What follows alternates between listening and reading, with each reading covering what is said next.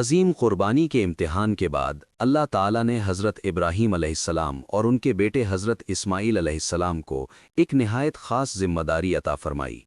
اللہ نے انہیں حکم دیا کہ وہ مکہ کی مقدس وادی میں خانہ کعبہ تعمیر کریں تاکہ وہ صرف اللہ کی عبادت کے لیے ایک گھر ہو۔ اس وقت مکہ ایک سنسان اور خاموش وادی تھی، مگر اللہ نے اسے ایک عظیم مقصد کے لیے منتخب فرمایا تھا۔ کامل ایمان اور اللہ پر پورے بھروسہ کے ساتھ حضرت ابراہیم اور حضرت اسماعیل علیہ السلام نے مل کر خانہ کعبہ کی بنیادیں بلند کیں۔ وہ پتھر اٹھاتے، دیواریں بناتے اور دل سے دعا کرتے جاتے کہ اللہ ان کی کوشش کو قبول فرمائے اور ان کی اولاد کو ایمان اور اطاعت پر قائم رکھے۔ جب خانہ کعبہ مکمل ہوا تو وہ زمین پر اللہ کی عبادت کے لیے بنایا گیا پہلا گھر بن گیا۔ یہ توحید اور ایک اللہ پر ایمان کی عظیم علامت بن گیا۔ اسی بابرکت گھر کی وجہ سے مکہ کو ایک مقدس مقام کا درجہ ملا اور عبادت کے اہم اعمال جیسے نماز اور حج کی بنیاد رکھی گئی۔ بعد میں مومنوں کو حکم دیا گیا کہ وہ نماز کے وقت خانہ کعبہ کی طرف رخ کریں تاکہ دنیا بھر کے مسلمان ایک ہی سمت میں عبادت کر کے اپنی وحدت کا اظہار کریں۔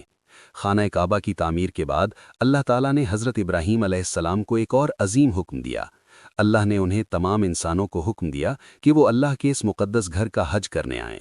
حضرت ابراہیم علیہ السلام نے سوچا کہ ان کی آواز دور دور رہنے والے لوگوں تک کیسے پہنچے گی، تو اللہ نے انہیں یقین دلایا کہ پکار لگانا ان کی ذمہ داری ہے اور پیغام کو پہنچانا اللہ کا کام ہے۔ چنانچہ حضرت ابراہیم علیہ السلام نے خانہ کعبہ کے قریب کھڑے ہو کر لوگوں کو اللہ کی عبادت اور حج کی دعوت دی۔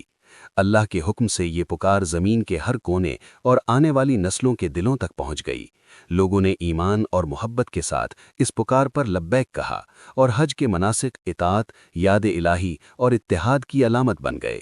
آج بھی لاکھوں مسلمان اس پکار پر لبیک کہتے ہوئے مکہ میں جمع ہوتے ہیں اور حضرت ابراہیم علیہ السلام کی یہ دعا پوری ہوتی ہے کہ لوگوں کے دل ہمیشہ خانہ کعبہ کی طرف مائل رہیں۔